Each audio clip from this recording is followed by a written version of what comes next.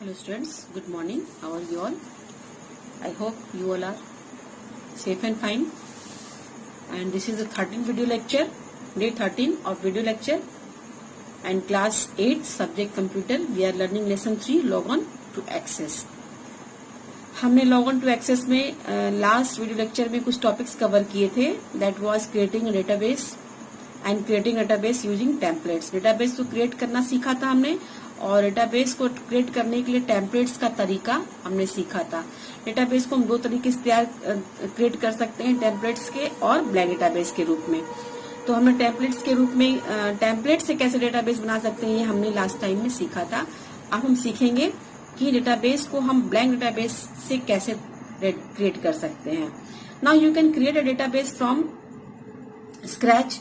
Follow the given step to create a blank database. Blank database create करने के लिए हम स्टेप्स फॉलो करेंगे. सबसे पहले ब्लैंक डेटाबेस ऑप्शन पे हम क्लिक करेंगे. The blank database window opens up. आपके सामने ये विंडो खुल करके आएगा. This window prompts you to specify the file name in the file name text box. आपके सामने फाइल नेम टेक्स्ट बॉक्स खुल करके आएगा. वो उसमें आपको उस ब्लैंक डेटाबेस का फाइल नेम आपको स्पेसिफाई करना है. By default a system generates database name appears in the file name text box in the format database M. यानी कि बाय डिफॉल्ट अगर आप फाइल नेम नहीं डालते हो तो डेटाबेस बाय डिफॉल्ट अपने आप से डेटाबेस का नेम आपको सजेस्ट करता है और फाइल नेम टेक्स्ट बॉक्स में वो अपीयर होता है जिसमें डेटाबेस और एन लिखा हुआ रहता है, जहां पे एन जो है वो नंबर ऑफ डेटाबेस बताएगा. यानी कि जितना भी ब्लैंक डेटाबेस आप क्रिएट करते जाओगे वो ब्लैंक एन की जगह पे वो 1 2 3 4 करके वो आता जाएगा. यानी पहला ब्लैंक डेटाबेस अगर आप कर रहे हो तो डेटाबेस 1 यहाँ पे लिख करके आएगा. Where N is a number which changes sequentially as database are created. जितना प्लेटाबेस क्रिएट होता जाएगा इसका सीक्वेंस वो चेंज करता जाएगा, बढ़ता जाएगा.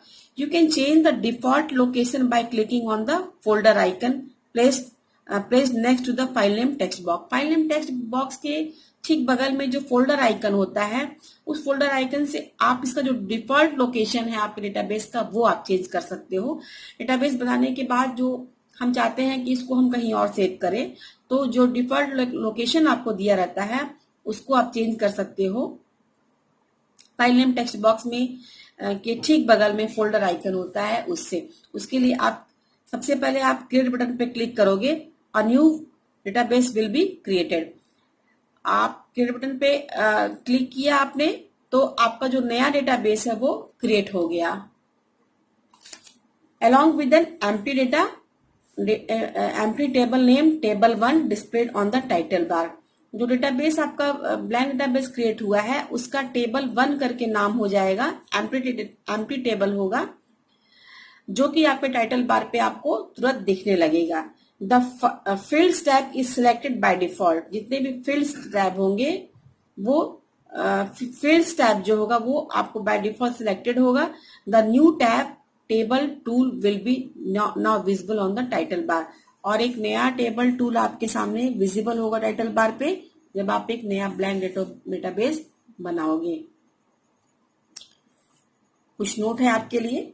When you open a new और existing database, आप जब भी कोई नया या existing database यानी पहले से बना हुआ database आप ओपन करते हो MS Access में, the objects in your database, table, forms, queries, reports, etc. appear in the navigation pane. तो MS Access क्या करता है उसमें जितने भी ऑब्जेक्ट्स होते हैं जैसे कि टेबल हो गया, फॉर्म्स होगा, क्वेरीज हो गया या रिपोर्ट्स हो गया, ये सारे के सारे आपको नेविगेशन पैन में अपीयर होंगे, आपको शो होंगे. टू व्यू द ऑब्जेक्ट्स यानी कि इन ऑब्जेक्ट्स को व्यू करने के लिए हम ड्रॉप डाउन एरो पे क्लिक करेंगे. All access objects in the navigation pane. उस नेविगेशन पैन में जो ऑल एक्सेस ऑब्जेक्ट्स का ड्रॉप डाउन जो एरो होगा उसको हम क्लिक करेंगे तो हमारा जितना भी जो डेटाबेस में जो भी ऑब्जेक्ट्स होगा वो हमें शो होने लगेगा. Now the next topic is view of table. बच्चों आप जो टेबल बनाते हो डेटाबेस में आप उस टेबल को डिफरेंट व्यूज में देख सकते हो. ठीक है, डिफरेंट तरीकों से देख सकते हो. आपके पास इस तरह के ऑप्शन भी अवेलेबल है एमएस सेक्शन में you can work on a table in 2 views. आप अपने टेबल में 2 तरीके से वर्क कर सकते हो। पहला है डिजाइन व्यू, दूसरा है डेटा शीट व्यू। ठीक है, डिजाइन व्यू में हम कब वर्क करते हैं, डेटा शीट में कब, व्यू में कब वर्क करते हैं, मतलब दोनों ही हमें अलग अलग तरह की फैसिलिटी प्रोवाइड करता है। इसलिए 2 व्यूज हमारे पास होते हैं ताकि हमें जिसकी जरूरत हो हम उस व्यूज को हम सेलेक्ट करें और उसको स्विच करके हम कोई भी व्यूज में हम काम कर सके। अब हम पहले देखेंगे डिजाइन व्यू। डिजाइन व्यू क्या है? In design view of table you can enter the field names, their data types and description. यानी कि डिजाइन व्यू में हम फील्ड्स को एंटर कर सकते हैं, फील्ड नेम्स को एंटर कर सकते हैं, उसके डेटा टाइप्स को एंटर कर सकते हैं और डिस्क्रिप्शन को एंटर कर सकते हैं। The design view divided into 2 part. जो डिजाइन व्यू होता है 2 पार्ट में डिवाइड होता है। पहला है फील्ड ग्रिड पैन। ये पार्ट क्या, इस पार्ट में क्या आप देखते हैं, in this pan you can define the field names, their data types and description. यानी कि फील्ड ग्रिड पैन में आप फील्ड का नाम, फील्ड का डेटा टाइप और डिस्क्रिप्शन आप स्पेसिफाई कर सकते हो।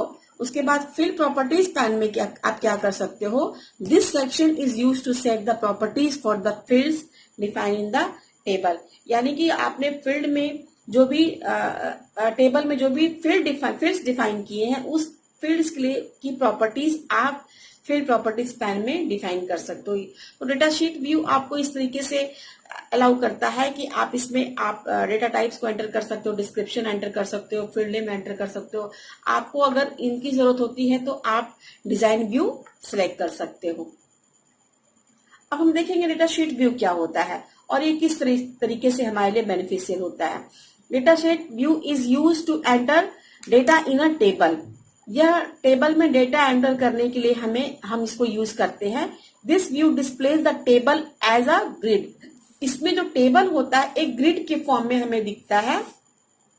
The fields are display as column. इसमें जो फील्ड्स होते हैं वो कॉलम के फॉर्म में दिखते हैं और जितने भी रिकॉर्ड्स होते हैं वो रो के फॉर्म में दिखते हैं। ठीक है, फील्ड्स आपको इस तरह से दिखेगा और जो भी रिकॉर्ड होगा वो आपको कॉलम के रो के रूप में दिखेगा। तो the fields name are listed as the column header. और जो फील्ड का जो नेम होगा वो कॉलम हेडर के रूप में आपको कॉलम में दिखेगा। When U double click on the table name in the navigation pane में जाकर के आप जब उसको टेबल नेम पर डबल क्लिक करोगे, it open the table in data sheet view. तो इसको ये जो आपको है डेटा शीट व्यू में चेंज करके आपको डेटा शीट व्यू में आपको ये दिखेगा। तो आपका डेटा शीट व्यू इस तरीके से यूजफुल होता है। जब आप इसको डेटा को एंटर करना चाहो तो आप डेटा शीट व्यू को यूज कर सकते हो। इस व्यू में अपने टेबल को देख सकते हो।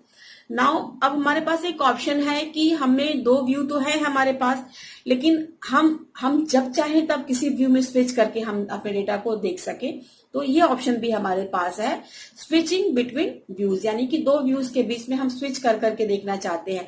Microsoft Access allows you to switch from one view to another by following either of the 2 option. यानी कि 2 तरीके हमारे पास, हम इन 2 तरीकों से किसी भी एक तरीके को अपना करके दोनों व्यू में हम स्विच करके अपने डेटा को हम देख सकते हैं। पहला है क्लिक व्यू बटन पे क्लिक करेंगे जो कि प्रेजेंट होता है व्यूज ग्रुप में, either on the home tab और फील्ड्स टैब या होम टैब पे जो व्यूज ग्रुप होगा उस व्यूज ग्रुप में व्यू बटन होगा, उस पर हम क्लिक करेंगे and select the desired view. उसमें से डेटा शीट व्यू या डिजाइन व्यू को हम सेलेक्ट कर सकते हैं। ठीक है, या फिर दूसरा तरीका है जो आपका स्टेटस बार होता है।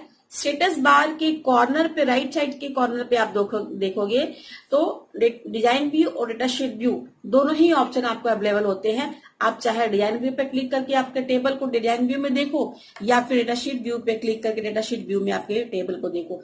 आप यहां से अपने व्यू को स्विच कर सकते हो। ना कुछ नोट्स हैं आपके लिए। The overall design structure of the database is called database schema.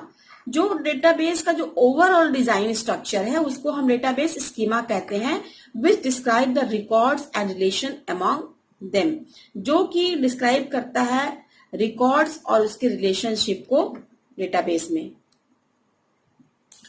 The standard file name extension for the database is Microsoft Office Access 2016 is same as it is for MS Access 2013 and that is .accdb, यानी कि accdb access database का जो default जो file name extension है जो 13 का था वही 16 का भी है। .accdb फाइल नेम का एक्सटेंशन होता है। एक्सटेंशन के बारे में मैंने आपको बताया है। एक्सटेंशन हमें क्या शो करता है, ये हमें बताता है कि आपका फाइल या फोल्डर किस टाइप का है, किस एप्लीकेशन में वो बना है।